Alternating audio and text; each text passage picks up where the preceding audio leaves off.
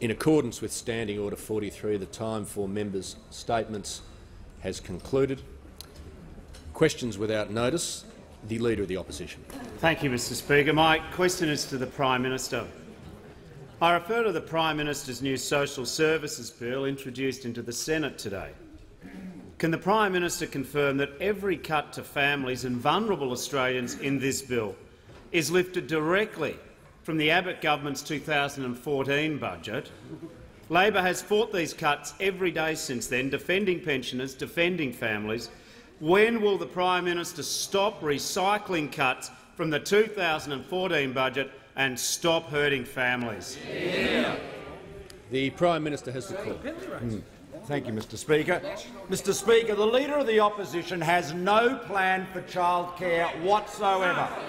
He claims to talk about his concern for Australian families.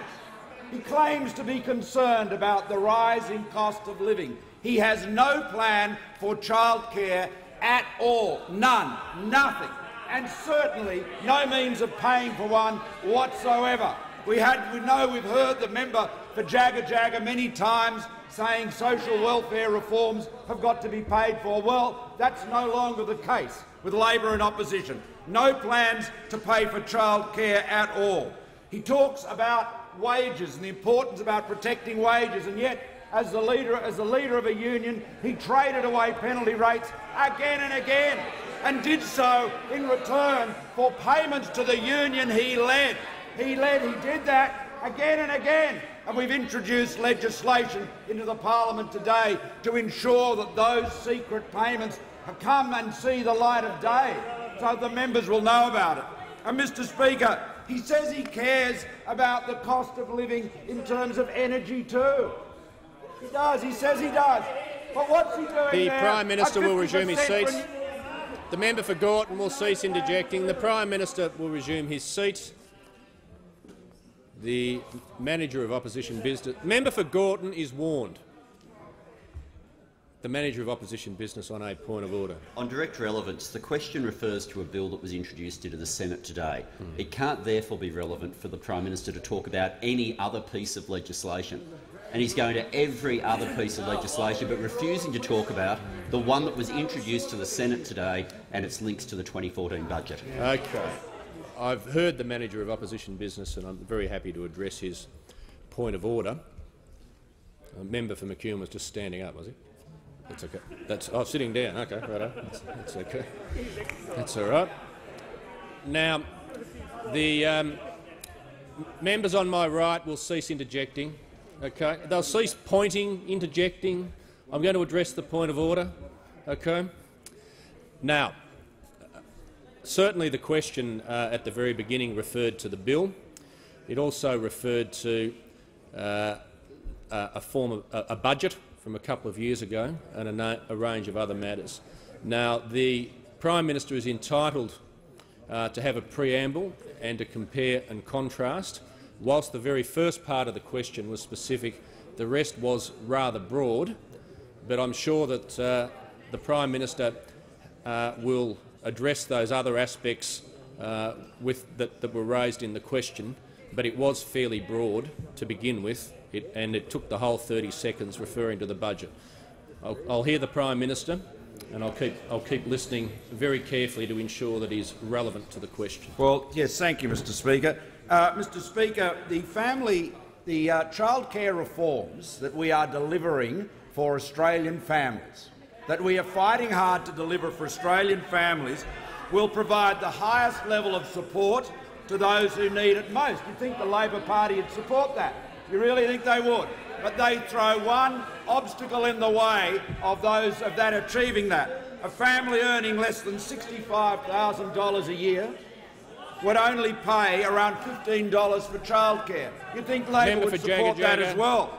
And a family earning $50,000 a year with 2 children in daycare would be more than $3,000 a year better off. You'd think Labor would support that, but no, they don't. And they talk about budgets, past budgets. Well, it's interesting to look at budget history. I've got the 2011-12 budget. Now, who was in power then? Oh, that was the Labor Party, of course. reform of family payments, pause indexation of family tax benefit supplements for 3 years. Well, that's a Labor policy. There it is. There it is. And then what about the 13-14 budget, another Labor budget? Continue indexation pauses on upper income limits and supplements of family payments. Mr Speaker, it said that the definition of hypocrisy is somebody who claims to have higher standards than he actually does. Well, Mr Speaker, the Leader of the Opposition is by any definition the greatest hypocrite in this chamber. The Manager of Opposition Business will resume his seat. The member for Robertson will resume his seat. That final term used by the Prime Minister is a reflection on the Leader of the Opposition, and he needs to withdraw it. I'll withdraw that, Mr Speaker. Thank the Prime Minister. The member for Robertson. Thank you, Mr Speaker. My question is to the Prime Minister. Will the Prime Minister update the House on how the government's childcare and energy policies are helping to reduce cost of living pressures and support household budgets, including for constituents in my electorate of Robertson? The Prime Minister has the call. Thank you. I thank the honourable member for her question, and she understands very well the cost of living pressures on the constituents in her electorate, on the families in Robertson. And Mr Speaker, everything we are doing, every element of our agenda is focused on ensuring that we relieve that pressure and the cost of living of the families in her electorate and every other member's electorate, and that we provide greater opportunities for the jobs, for the businesses, for the children, the grandchildren and their parents in that electorate and every other electorate. We know that their future depends on strong economic management, and that means reforms have to be paid for, and that means that reforms have to be well targeted. Now, Mr Speaker, a moment ago I talked about the benefits for low-income families from our childcare reforms. But I can go on, Mr Speaker, and say we are also abolishing the $7,500 rebate cap. That's a cliff that forces many families to choose between working fewer hours or facing higher childcare bills. That is, again, another relevant, significant reform that will enable more families and more mums and dads to work more hours. Absolutely vital for productivity. Now, that's what we're delivering. Labor has no alternative childcare plan at all, no proposal to pay for it at all. There was no competition on childcare in the election, just a long complaint from the Labor Party. And then when it comes to the cost of electricity, which has more than doubled in the last decade, what we have seen is a complete failure of policy on the behalf of Labor, a massive ideological renewable energy target with no means to pay for it and no plan to provide the storage or the backup that would enable more renewables into the network. And we've seen exactly what happens with that type of ideological approach to energy policy, and it's in South Australia, with that huge wind resource of which Jay Weatherill was so proud, which can provide more than 100% of the state's electricity, but then a few hours later provides absolutely nothing. Nothing at all. And there is no plan for storage there, nothing at all. And so what do they have? They have what the Leader of the Opposition promises the rest of Australia, the least reliable and the most expensive electricity. What have we done? Snowy Hydro 2.0, the biggest renewable supporting storage plan in the Southern Hemisphere. That's our commitment. Getting on with the job. Storage in South Australia, storage in the Snowies. We've got a plan, we've got the vision and the means to deliver it. The Prime Minister's time has concluded. The member for Barton will cease interjecting. The Minister for the Environment and Energy will cease interjecting. The Leader of the Opposition. Thank you, Mr Speaker. My question is to the Prime Minister. 1.5 million families will have their payments cut. Millions of children will be worse off because of the Prime Minister's decision today. Why is the Prime Minister pitting families against each other, robbing Peter to pay Paul and leaving 1.5 million families worse off? The Prime Minister has the call. Mr Speaker, the Labor Party has nothing to offer on childcare at all. We have set out a plan which has come out of a careful work by the Productivity Commission. We've taken this plan to an election, and we know it supports the families that need help the most. We know that it supports families on lower and lower middle incomes the most.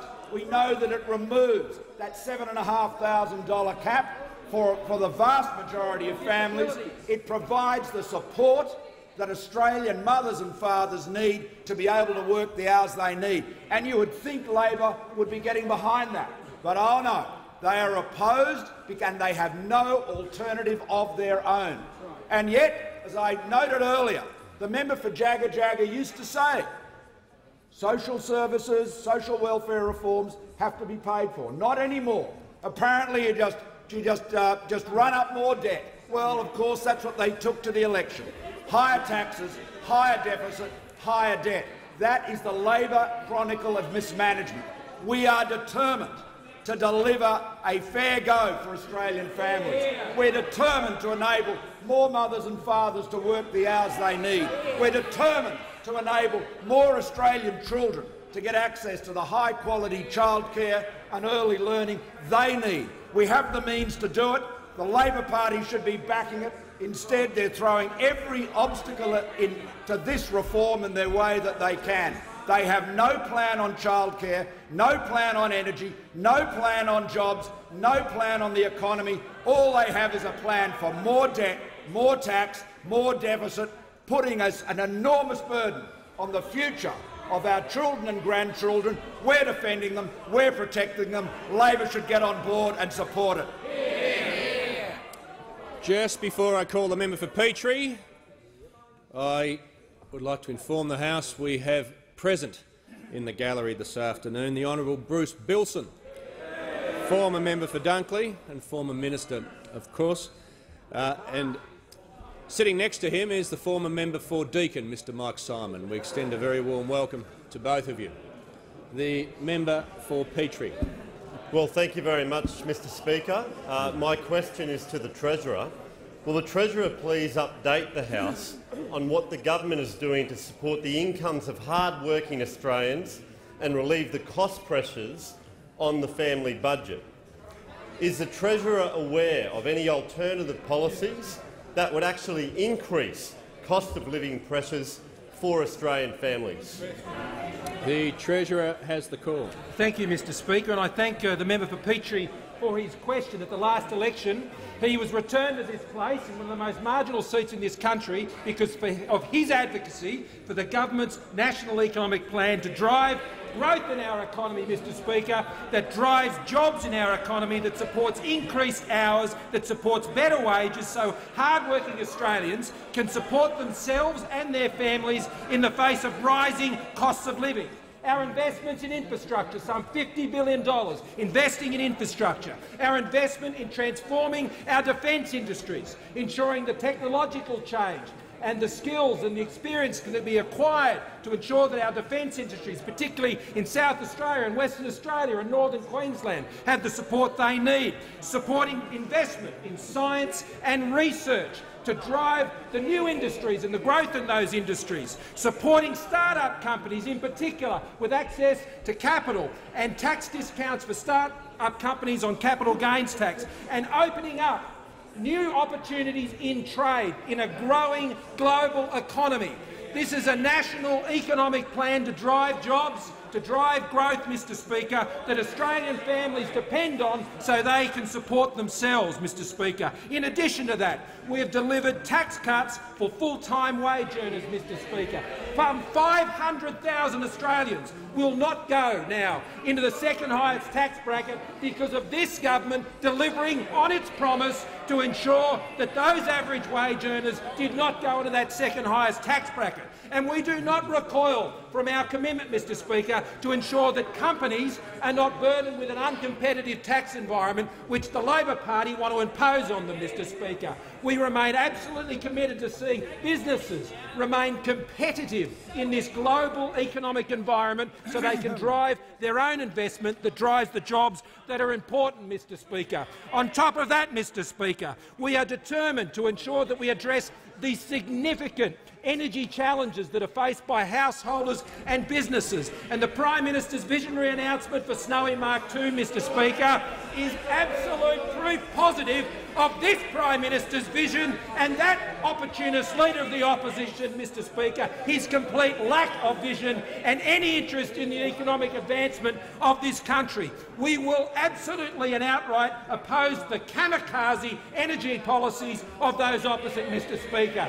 Their 50% renewable energy target, or whatever it's called this week, an ambition, a goal, a thought bubble, whatever they want to call it. We oppose that, Mr Speaker, because we know that will put up prices on Australian households and Australian businesses. Their energy kamikaze policy is designed to drive business out of business, kill jobs and drive investment offshore.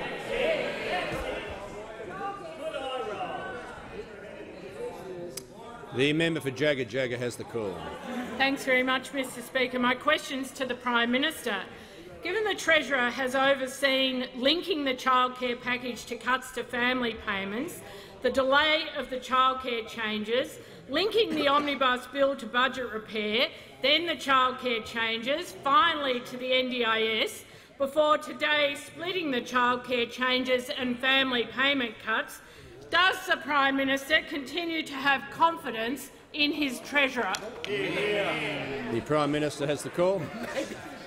Thank you. I thank the honourable member for her question. The Treasurer is doing an outstanding job, and I have enormous confidence in his ability and that of every member of my ministry. The member for Lindsay is warned. Members on both sides will cease. The member for Grayndler. We've just join us in the gallery as well former Senator Mary Jo Fisher. Welcome. The member for Denison. Speaker, my question is to the Minister for the Environment. Minister, regrettably the Tasmanian Government is pursuing legislation to allow logging in 356,000 hectares of protected forests. These forests contain large areas of habitat that are critical to the survival of nationally listed threatened species, wildlife that the Minister is responsible for protecting. Can the Minister outline what steps he is taking to prevent damage to this habitat, including for the critically endangered swift parrot and for the giant freshwater lobster? And can the Minister update the House on the Tasmanian Government's response to the freshwater lobster recovery plan, which proposes permanently reserving 30,000 hectares of the publicly owned reserves that are now proposed for logging by the Tasmanian Government? The Minister for the Environment and Energy. Thanks, Mr Speaker. I thank the member for Denison for his question, and I tell that the members of this House and the member for Denison that the Turnbull government is doing more to protect the threatened species of our country than any government prior to it. Mr Speaker, we appointed the first ever Threatened Species Commissioner, Mr Gregory Andrews, who's been able to galvanise more than $210 million, including $150 million to prevent habitat destruction. We've launched the first ever Threatened Species Strategy. We've launched the first ever Threatened Species Recovery Fund. And just last month I was at Taronga Zoo to launch the first ever Threatened Species Prospectus, which is protecting our quolls, and our bilbies and our helmeted honeyeaters, Mr Speaker. So you asked me about the swift parrot, Mr Speaker, and we are concerned about it because it was recently uplisted to the critically endangered list. And we're investing $8 million across Tasmania, New South Wales and Victoria to prevent habitat destruction. This includes the constructions of hundreds of nest boxes, which will prevent it against the predatory players like the helmeted the sugar glider, Mr Speaker. Now, Mr Speaker, we're also concerned about the freshwater crayfish and the freshwater lobster, and we have put in place our own national recovery plan, and we have worked to prevent habitat destruction, including the weeds at $350,000 to prevent invasive weed species, and a number of other things that we are doing. Now, we understand when it comes to forests that the regional forest agreements have been in place for some 2 decades, and they work well because we need a balance between ensuring sufficient supply of resource while also ensuring that we protect our environment and our endangered species. So we will continue to work with the Tasmanian government and protect our endangered species through the various measures that we have. The member for Denison on a point of order. Yes, thank you, Speaker. On a point of order. Has the minister concluded his answer? I'm sorry, the member for Denison. The minister's indicated he's concluded his answer. The member for Latrobe. Thank you, Mr Speaker. My question is to the Minister for Social Services. Will the minister update the House on how the government will reduce cost of living pressures for Australian families through improved childcare support? Is the minister aware of any other approaches that would hurt hard-working families? The Minister for Social Services. Thank you, Mr Speaker, and I thank the member for his question. And the point is, Mr Speaker, that the government is on the verge of the most significant childcare reform in decades. And, as has been noted by the Prime Minister in an earlier answer, that very substantial $1.66 billion investment in childcare has to be paid for, famously described by the member for Jagga Jagga as having to be paid for somehow. And we have always said from the very start of this process that the way in which we would find the appropriate savings funds to pay for generational reform to childcare was through the family tax benefit system. Now, Mr Speaker, the approach that has been settled on and the approach which the crossbench, or at least a majority of the crossbench, have agreed is a reasonable approach, is a simple approach, Mr Speaker. That is to pause the indexation of the family tax benefit payments for 2 years, starting on 1 July of this year. That will allow the government to achieve much-needed and generational reform to childcare. Member for Jagga Jagga. No family would lose $1, Mr Speaker. Not $1. Member for Jagga Jagga. This year we spend $20 billion in the family tax benefit system, and by holding that amount constant merely for 2 years, we pay for all of these marvellous achievements and changes in childcare. And I'm asked, Mr Speaker, are there any alternative approaches? The Labor alternative is, in fact, equally simple. That is simply do not make the savings and do not proceed with any reforms to the childcare system. And the reason why, Mr Speaker, that they would adopt that approach is summarised in a press release put out by the member for Jagga Jagga this morning, and that is because they say that a 2-year indexation pause to the family tax benefit system is a sledgehammer blow. A sledgehammer blow to Australian families. Now, that is an interesting description. That is an interesting description, Mr Speaker, when you consider the double standards involved. Labor, July 2009, reduced the indexation of family tax benefit Part A from the pension rate down to CPI. Not pausing, reducing. Labor, 2009, paused the higher income threshold for FTB, saving $1.4 billion over 3 years. Labor paused the indexation of the FTB Part A and Part B supplements for 3 years in 2011. Labor paused the indexation of the FTB higher income threshold for 2 years in July 2012. Labor paused the indexation of the FTB higher income threshold for 3 years. None of those were sledgehammer blows. None of them. And none of the money was spent on reforms in childcare. The minister's That's time the alternative, has concluded. Mr. Speaker. The member for Rankin. Thanks very much, Mr Speaker. My question is to the Treasurer. The member for Hume. I refer to the government's centrepiece $50 billion handout for a second. The members for Hume and Reid and the Minister for Trade and Investment will cease interjecting. The member for Rankin will begin his question again. The clock will start again. Thanks very much, Mr Speaker. My question is to the Treasurer. I refer to the government's centrepiece $50 billion handout to big business. Today in question time, the Treasurer said the government would not recoil from its company tax cut. Does the Treasurer guarantee that the full $50 billion handout will remain on the books in the budget? Member for Corangamite. Member for Corangamite will cease interjecting. The Treasurer has the call. Thank you, Mr Speaker. I invite the members opposite to support the government's plan. I invite them to support the government's plan because we're committed to the plan, Mr Speaker, and I refer you to the comments of the Shadow Treasurer, who said this on the 22nd of September of 2015. He said, "It's a statement of fact which I agree with. I have previously said the nation should be aiming for a 25% corporate tax rate." Well, it's all lined up, mate. It's all lined up. All you have to do is come into this place and vote for it, and you'll hit it. You'll hit the target that you said the member for you want to hit. Gellibrand is warned. Now, your problem, mate, is you cannot see. Your problem is you cannot see. I'm sorry, he's not my mate. The Treasurer will resume his seat.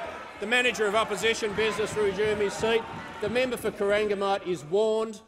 I refer all members to my statement yesterday, particularly those that were warned yesterday. The Manager of Opposition Business on a point of order. Thanks, Mr Speaker. Just on comments being made through the chair. Other than that, at the end, we agree. The Treasurer will not make. Yeah, the Treasurer knows what he's going to do. Thank you, Mr Speaker. I will ensure that I do so. Mr Speaker, the point is this. This government took a plan to ensure that company taxes were competitive in this country and that they would remain so. And those opposite the Labor Party for years and years and years have said on the record, uphill, down dale, that they support reducing the tax burden on businesses, and the Shadow Treasurer himself has nominated the rate of 25% as his great aim. Well, he must have the worst aim there is in this place, Mr Speaker, because despite us lining this up for him, he cannot hit it. We've delivered a bill into this parliament and all he has to do is vote for it and he will hit it, Mr Speaker. But he refuses to do so. And it's not because I think the Shadow Treasurer all of a sudden doesn't believe that reducing these tax rates for businesses won't actually lead to an increase in investment or an increase in jobs or an increase in wages. It's not any of these things. I actually believe the Shadow Treasurer still believes absolutely in what he wrote, that if you reduce company taxes, then you will get the outcomes of better growth, better investment, more jobs, increased wages. And this is what makes the hypocrisy of this decision all the more profound.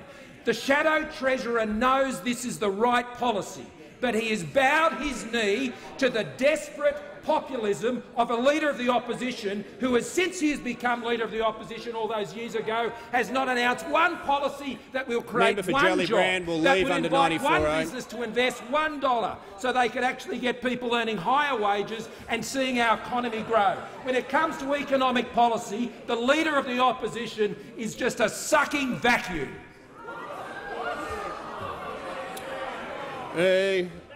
Member for Macmillan. My question, Mr Speaker, is to the Deputy Prime Minister and Minister for Agriculture and Water Resources. Will the Deputy Prime Minister update the House on why an affordable and reliable energy supply is vital to delivering the regional forestry agreements? Is the Deputy Prime Minister aware of any threats to jobs in Australia's sustainable timber industry? The Deputy Prime Minister has the call. Well, Mr Speaker, I thank the honourable member for Macmillan for his question and note his intense interest in the working men and women of the Gippsland and the Central Highlands and the jobs that are a threat there today. And I might note that the member for Cornwall, the member for Shortland, maybe the member for Griffith and most certainly the member for Gorton, whose brother is in the building today trying to save jobs, should take notice of this as well. It seems amazing in a day when we have 250 people at Hayfield about to lose their jobs that we don't have a concentration by the Labor Party on labourers. It seems absolutely disgusting that we have to rely on our side of the House to go into bat for these working men and women. It seems an absurdity, an absolute absurdity, that the Labor Party in Victoria are starving. Members on my left, these the member forestry for workers Shortland. of their livelihoods. They are not getting access to timber. Apparently there's a greater fascination in the leadbeater possum than there is in the working men and women of Victoria, especially those associated with Hayfield. And might I remind the House, there is about 21,000 jobs associated with the timber industry. 21,000 good-paying jobs. It is an absolute travesty that we have a time in our nation where we are going forward and the Labor Party is about to stand by and watch 750 men and women, 750 working men and women at Hazelwood Power Station lose their jobs, as actually drive that state into destitution. The calamity that was South Australia is going to become the calamity which is Victoria. And it's time that the Australian Labor Party actually starts standing up for workers. It's time that the member for Cornwall, who's looking down her books, starts looking after the member CFMU, for Lawler is construction, forestry workers. It's time for the member for Shortland to start looking after forestry workers. It's time for the member for Griffith to start looking after forestry workers. It's time for the member for Gordon to support his brother and look after forestry workers. But they're not. They're not, Mr. Speaker. What they're doing is they're looking after the Greens. They have become tied to the Greens. They are now the party that represents Annandale. They've given up on forestry workers. They've given up on their heartland. They've given up on those that actually made them a party that was great one day. So when is the member for Gordon going to support his brother, trying to support these jobs and look after these jobs? When is the member for Gordon going to have the Constitution to stand up and support the Deputy Prime Minister will resume his seat.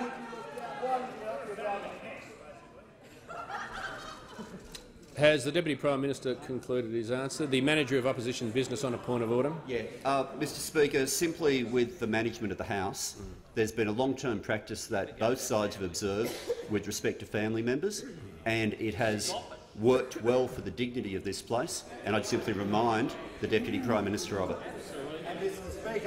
The Deputy Prime Minister doesn't have the call. The Manager of Opposition Business, I gave latitude for that point of order. As he's aware, that standing orders don't cover it, but he's entitled to put his point of view. The Deputy Prime Minister has the call. Mr Speaker, I have the greatest admiration for the member for Gordon's brother, because at least he's here trying to look after jobs. But what the Australian Labor Party is doing in Victoria is actually starving timber workers of access to their right. The member for Bendigo will leave under 94A. So what we have to do, Mr Speaker, is remind the Australian Labor Party that there's actually a group of people out there called labourers. They actually want a job, they need power and they need access to timber. The Deputy Prime Minister's time has concluded. The member for Whitlam is warned. Just making it very clear for those members, I am not going to endlessly keep warning them. The member for McMahon. Thanks, Mr Speaker. My question is to the Treasurer.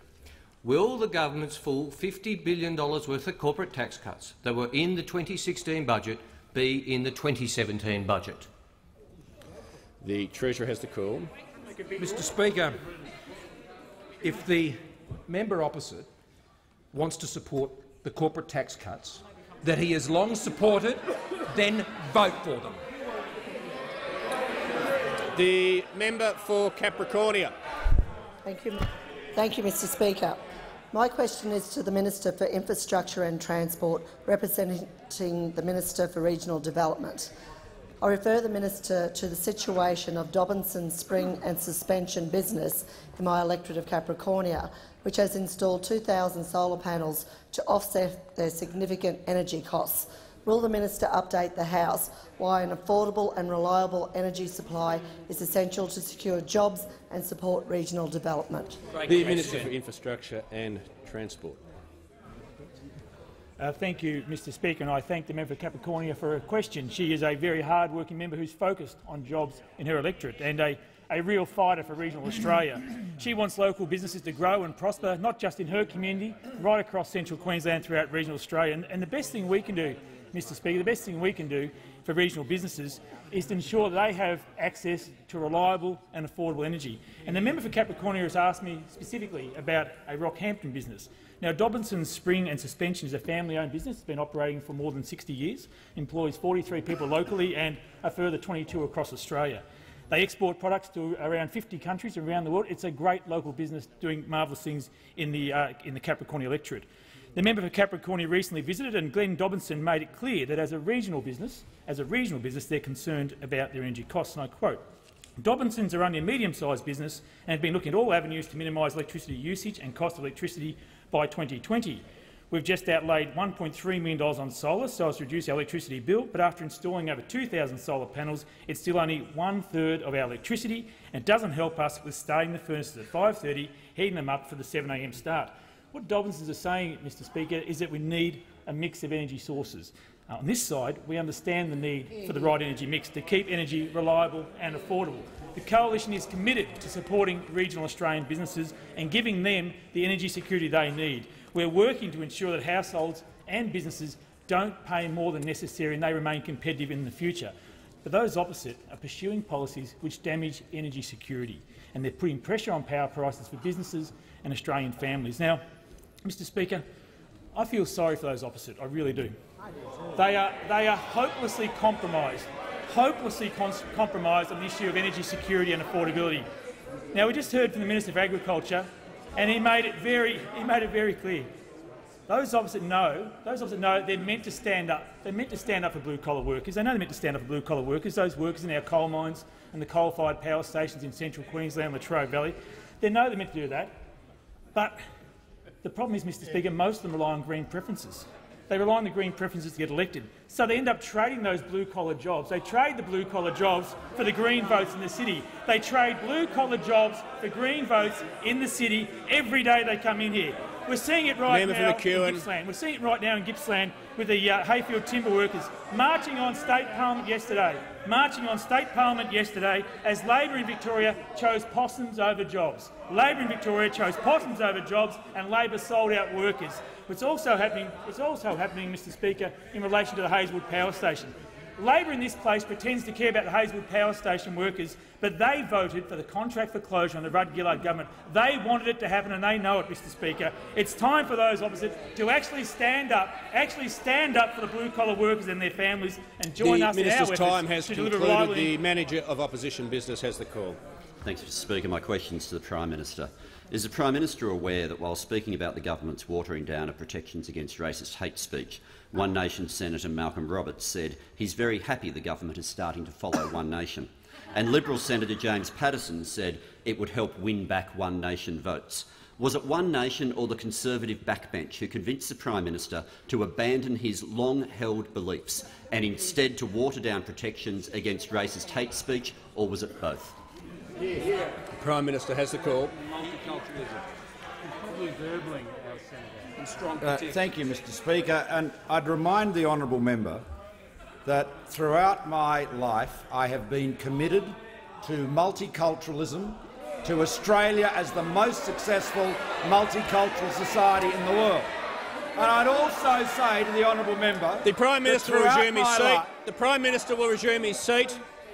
The Prime Minister will resume his seat.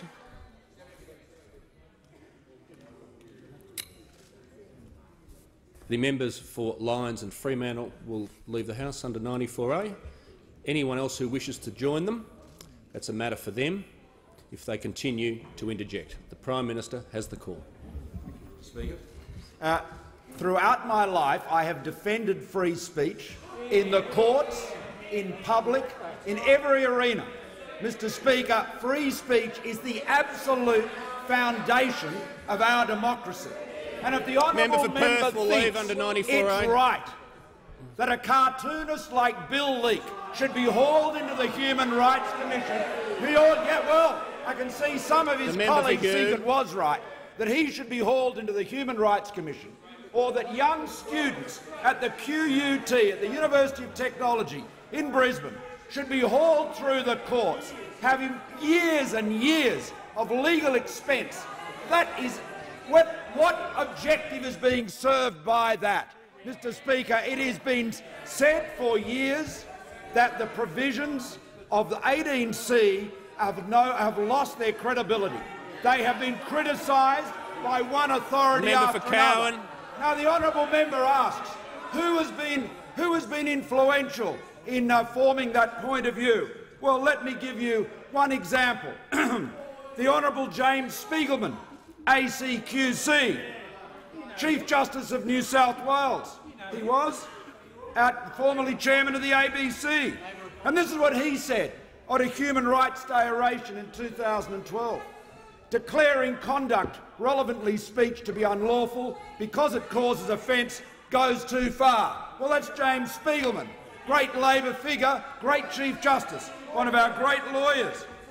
Or what about Irene Moss, the former Race Discrimination Commissioner, who led the national inquiry into racist violence that had was the origin of the laws against racial discrimination. And she said in 2017, in March, just a few weeks ago, in 1991, the report of the National Inquiry into Racist Violence recommended the legislation should not be about hurt feelings or injured sensibilities, but should focus on incitement to racial hostility. She said, "I continue to believe that that was essentially correct." Or indeed Warren Mundine, who said last year in October, if people are going to be hauled before tribunals or courts over these very issues, it's going to stifle debate. Mr Speaker, I could go on with more quotations expressing the same reservations from equally distinguished Australians. Mr Speaker, the language of that section lost its credibility a long time ago. I've made this point in the past. What we have done is made the law stronger, fairer and clearer. What we have done. The Prime Minister's time has concluded.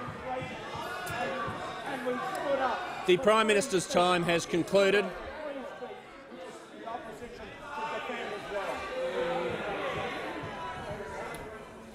The member for Gilmore. Thank you, Mr Speaker. My question is to the Minister for Environment and Energy. Will the minister update the House on how the government is reducing the pressures on energy costs for businesses such as the Narracell Abattoir, which employs 220 Aussies, or Argyle Meats in Narra, which employs more than 30? Is the minister aware of any obstacles to delivering energy and reliability and affordability? The Minister for the Environment and Energy. Thank you, Mr Speaker. I thank the member for Gilmore for her question and acknowledge her deep concern about the rising electricity prices from Berry to Batesman Bay. Now, just yesterday I met with the owner of Junee, of a major abattoir in Junee, that has gone from 32 employees less than 2 decades ago to 210 today. Now, in Junee, he's the biggest private employer in the area, and he has seen his electricity prices increased by 35% year-on-year to nearly $750,000, Mr Speaker. Now, that is why we on this side of the House are focused on important reforms to the energy markets, trying to get more gas into the system, ensuring that we can reduce the cost of the transportation of gas, reining in the network costs, which can be up to 50% of a household electricity bill, investing record amounts in storage, whether it's in battery storage or whether it's in the pump hydro facilities that the Prime Minister has so encouraged, like Snowy Hydro 2.0 and others at Kidston and also at Coltana, Mr Speaker. Now, I'm asked about are there any obstacles to this approach, and we know that those opposite, the Leader of the Opposition, who always turns his back when we're talking about energy policy, has refused to acknowledge the folly of his ways. Now, just 4 days after the election of Donald Trump, the Leader of the Opposition went down to a Victorian ALP state conference and said, "We will learn the lessons, we will heed the lessons of Ohio, of Detroit, of Pennsylvania, of the mills, the factories and the mines." And I say to the Leader of the Opposition, you don't have to turn on NBC to learn those lessons. You need to just turn on the ABC, Mr Speaker, and look across the border at South Australia and look at the debacle in South Australia with their 50% renewable energy target. And you want to take this schmozzle national, Mr Speaker. He wants to take this schmozzle national. And he also has an emissions reduction target of 45%. which the BCA has called risky and which said it could risk the future growth of this country. And he has an emissions intensity scheme that wants to see the closure of the Yallourn Power Station, of Muja A and B, of the Liddell, Mr Speaker, and also of other coal-fired power stations across the country, including Vales Point in the member for Shortlands electorate, Mr Speaker. These are the policies of those opposite. Now, no wonder No wonder people are starting to ring the alarm bells. No wonder Ben Davis of the AWU said you're potentially crucifying thousands of manufacturing jobs. No wonder Tony Marr, the head of the CFMEU, has written to all Labor members saying a 50% rate will increase electricity prices. No wonder Richo, Graham Richardson, the original fixer, apologies to the member for Sturt, has gone on and said that Labor's policy is a farce. Your policy is a farce. Switch away from ideology and think about jobs and investment in this country. The member for Isaacs. Thank you, Mr Speaker. My question is to the Prime Minister. On Sky News last night, Andrew Bolt was asked how many insults would constitute harassment under the Prime Minister's new laws which give licence to racist hate speech. Mr Bolt replied, "Let's say 5.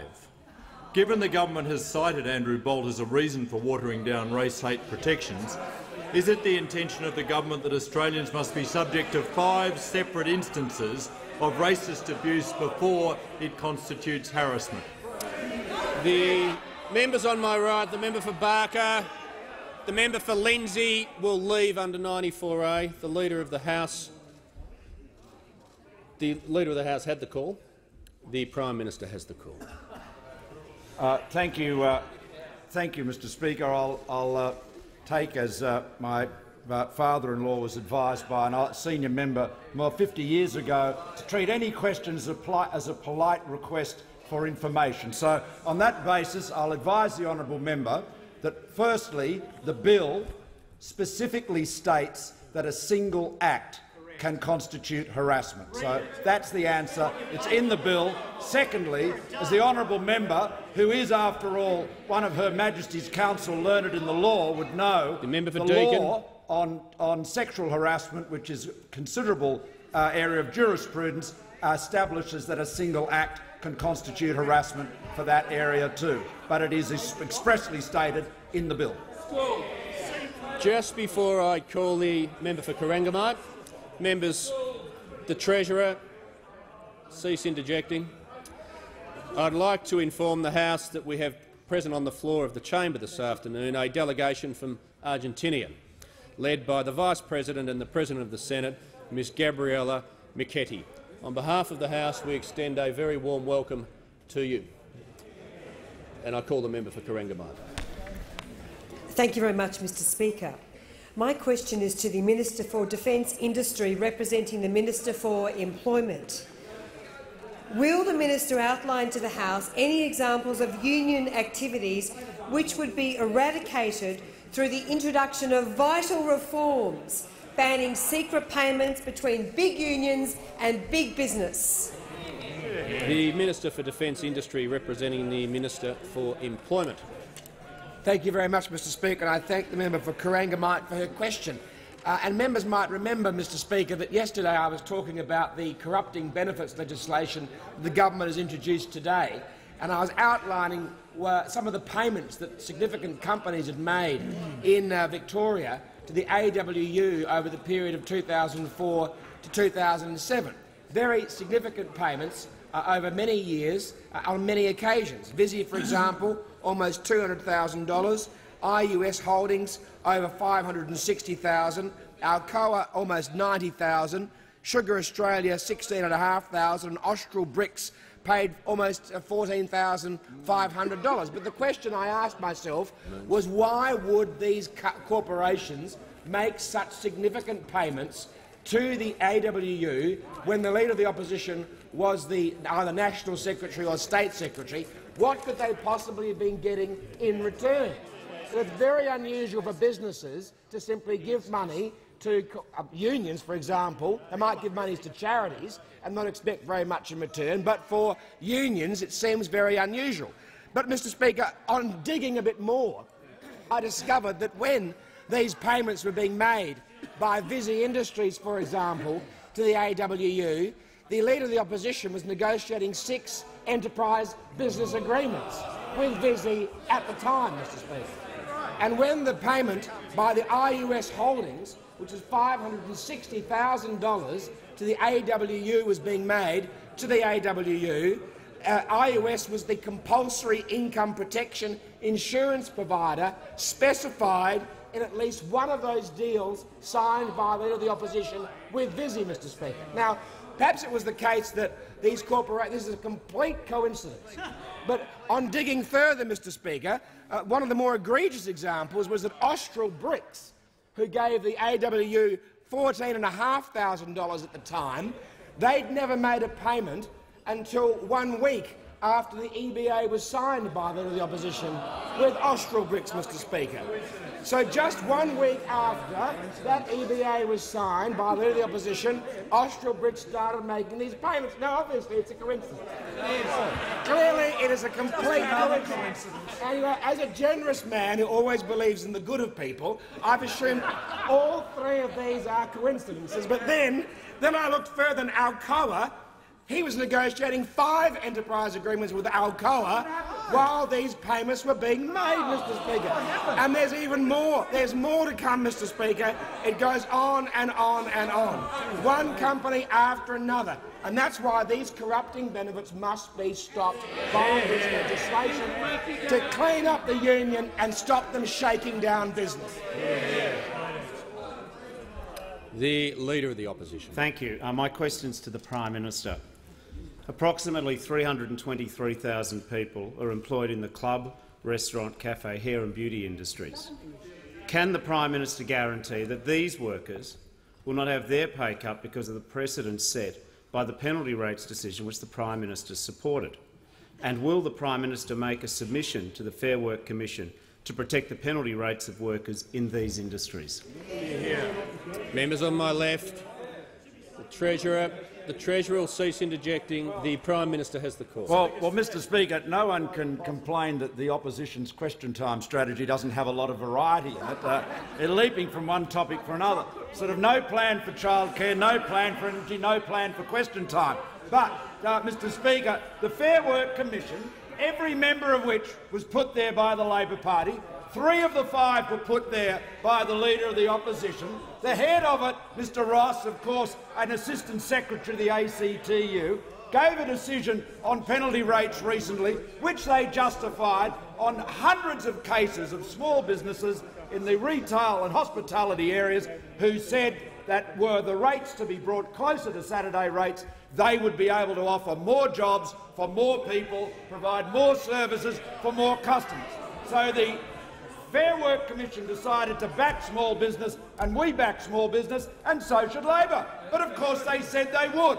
The Leader of the Opposition again and again, and so did the member for Gorton. He was particularly eloquent. They went on and they said they would support the decision of the Fair Work Commission, whatever it found. They gave commitment after commitment after commitment. They appointed the tribunal, they set up the inquiry, and they said they'd back it in, and now, of course, they've backed away. They haven't backed it in, they've backed away. Because, like the new Secretary of the ACTU, Sally McManus, I nearly said Sally McManachist, but anyway, Sally McManus, she has said you only have to obey the law if you like it. That's the law for unions. Imagine where we'd be if that was the law for everyone. People would only pay tax if they like it. They'd only obey the speed limit if they like it. What are we talking about? This is the new Labor. This is not a Labor that believes in the rule of law. It's not a Labor that believes that there is a law for everybody. No, there's no law for the CFMEU, and everyone else has to obey the law. Well, things have changed. The Building and Construction Commission is back on the job. Registered Organisations law has been passed. Unions have to be accountable for what they do to their members. And the bill that we've introduced into the House today will ensure that all those payments, all those coincidental payments that the AWU received just sort of simultaneous with enterprise agreement negotiation, all of those payments, of which the opposition leader is so proud, Mr Speaker, he's so proud of what he did, they're going to have to be disclosed. And so his members will have to know about it. What we're going to do is stop the corruption, stop the secret payments, and let the members know what the union bosses are really up to. The member for Wright. Thank you, Mr Speaker. And my question is to the Minister for Immigration and Border Protection. And will the Minister inform the House of the importance of strong and consistent border protection policies, and what are the benefits of having strong and consistent border protection agenda? The Minister for Immigration and Border Protection. Thank you very much, Mr Speaker, and I thank the honourable member for his question. And I want to follow on from the Leader of the House and the Prime Minister because there's another grubby protection racket and money laundering exercise going on within the union movement. This involves the CFMEU. The CFMEU has contributed about $10 million to the Labor Party. They've got their claws into this Leader of the Opposition like other union bosses. He can turn his back, which is a recent trick, just like he did on the workers. But I think the Leader of the Opposition should listen to this. He should listen to this, Mr Speaker, because there is a treasure trove. The more that you look at this Leader of the Opposition, the bigger the case comes against him.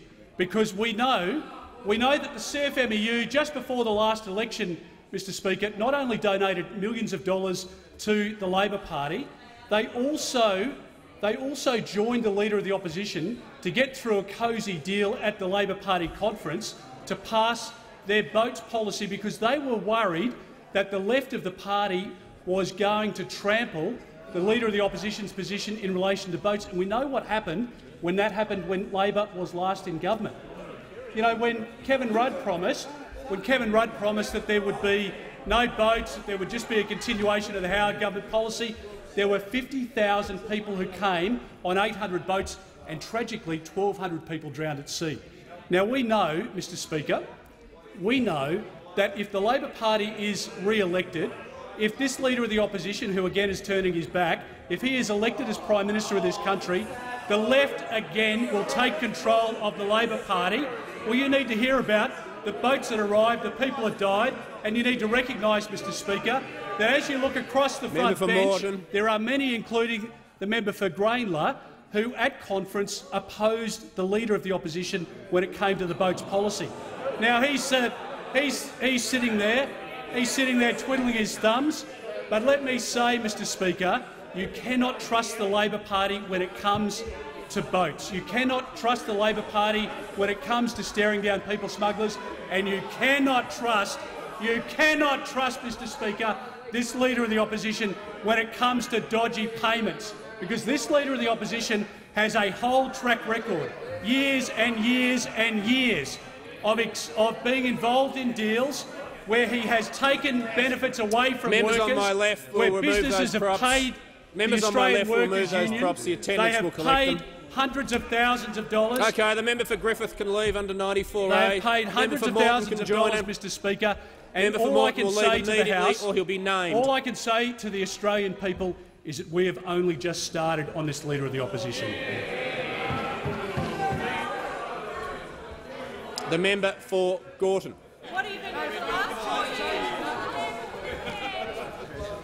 Thanks, Mr Speaker. My question is to the Prime Minister.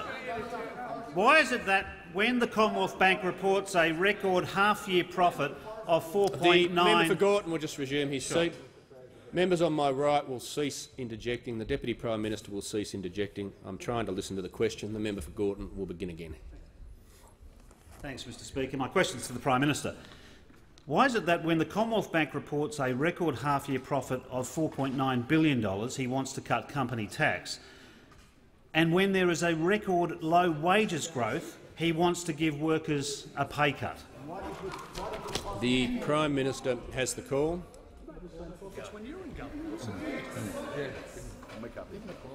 Well, thank you, Mr Speaker. I thank the honourable member for his question. The honourable member would, I'm sure, recall very clearly the numerous occasions on which he said how important it is to defend the independent umpire and the decisions of the Fair Work Commission, and how he railed against the policy of the Greens, echoed by his leader, the member for Maribyrnong, railed against the Greens for suggesting that Parliament could interfere with decisions of the Fair Work Commission.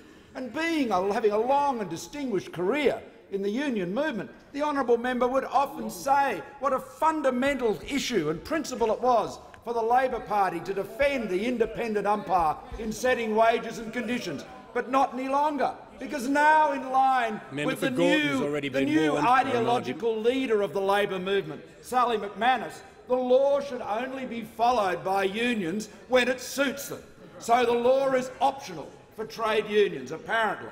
That is, the CFMEU have always had that approach, and we've brought them back under the rule of law with the restoration of the Australian Building and Construction Commission, and we will bring out all of those shonky payments, all of those secret payments, that some of which have been listed here, many of which went to the Australian Workers' Union, mysterious payments about which the Leader of the Opposition is so proud. That distinguished advocate, the member for Isaacs, has said, speaking, I'm sure, for all of the members opposite, how proud they all are about the Leader of the Opposition's advocacy and leadership in the Australian Workers' Union, leadership that involved the union receiving payments from one employer after another, but never bothering to tell the members about it. I wonder why that was, Mr Speaker. Why were those payments hidden? Why were those payments? Was it because they didn't want to trouble the equanimity of the members of the union? I don't think so. I think it's because they knew there was something wrong. People who have nothing to hide don't hide anything. What the Leader of the Opposition did, what the union bosses did, they set out to hide those payments. They hid them from view. Oh, I'm obsessed, am I? I'm obsessed. We're obsessed about the law. We're obsessed about obeying the law. We're obsessed about integrity. We're obsessed about ensuring that the members of the unions you claim to represent are represented honestly and fairly and with the respect and the diligence that they deserve, and you have failed them.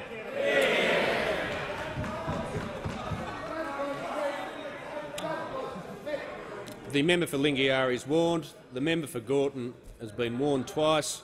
I warned him, he acknowledged it, and he immediately interjected. So he's immediately ejected. The member for McEwen can join him.